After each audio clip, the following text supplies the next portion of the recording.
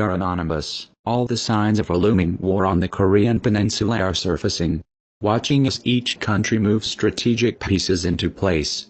But unlike past world wars, although there will be ground troops, the battle is likely to be fierce, brutal and quick.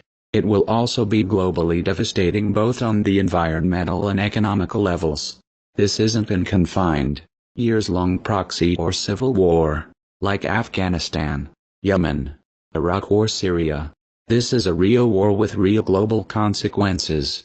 With three superpowers drawn into the mix, other nations will be coerced into choosing sides. So, what do the chess pieces look like so far? Unless you're off-grid and only consider newspapers good for fire kindling, South Korea's and the United States' position is well documented. Both are allied to the other. THAAD is verging on being plugged into a power source and North Korea is NC towards the evil Western axis. But the devil is in the details. It's the surrounding nations and their actions that are starting to give away part of the real story. The citizen will be the last to know. So it is important to understand what the other nations are doing. In a nutshell, for those limited in time, China has reportedly told its citizens living in North Korea to waste no time returning home. The U.S. tested its Minuteman III, a nuclear-capable ICBM of traveling 8,000 miles to North Korean shores this week. The test, launched from California, was successful. The Japanese have told its citizens they will likely only have a 10-minute warning of a pending nuclear strike against them, but to find shelter in the most solid building they can find. Australia is witnessing a rotational deployment of U.S. troops to the north of the country. War, in depth, but still only scratching the surface. China. Firstly, the Chinese are desperate to avert a war. Economically, it would put them back behind the 8 ball as they deal with an influx of refugees over the border and the very real threat of a devastating war. Only this week, after many pleas to both the US and North Korea to refrain from escalating already decades-high tensions, Chinese officials told them to stop irritating each other. The pragmatic Chinese, it seems, are starting to lose their patience.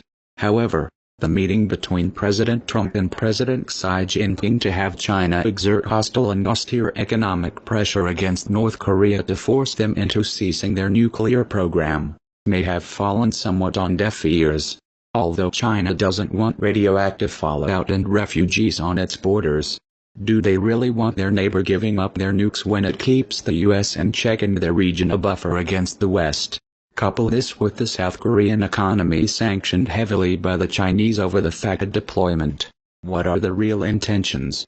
Japan, too, is talking up the 2020 goal of an active Japanese military, planning on shedding the promise of pacifism to remilitarize. Already, governments over the years have loosely defined the Japanese war deal made after the Nagasaki and Hiroshima bombings to never instigate a war again as permissible to have a defensive army. But with the threat of ICBM provocation from the DRPK, will they preempt an attack?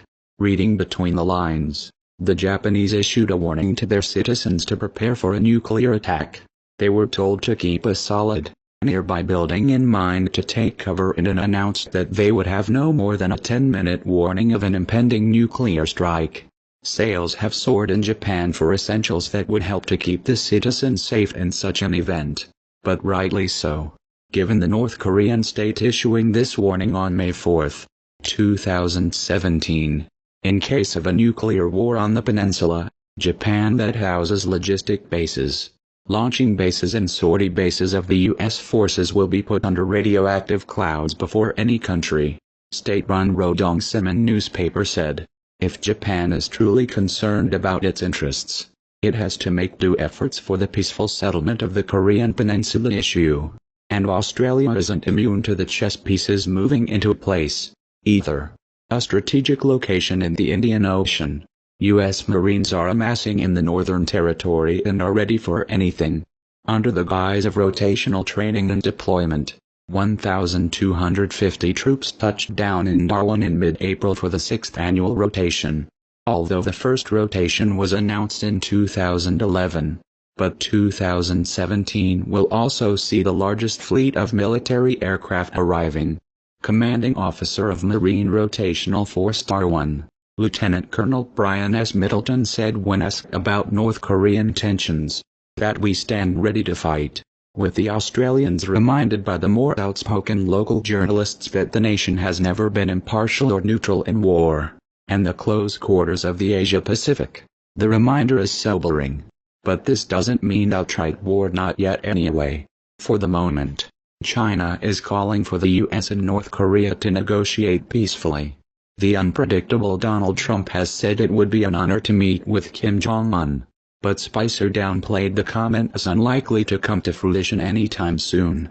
But when President Trump starts reaching out to those like President Rodrigo Duterte of the Philippines to ensure they are on the same page, then one must start to wonder.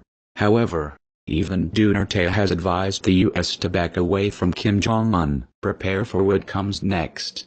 We are anonymous. We are legion. We do not forgive. We do not forget. Expect us.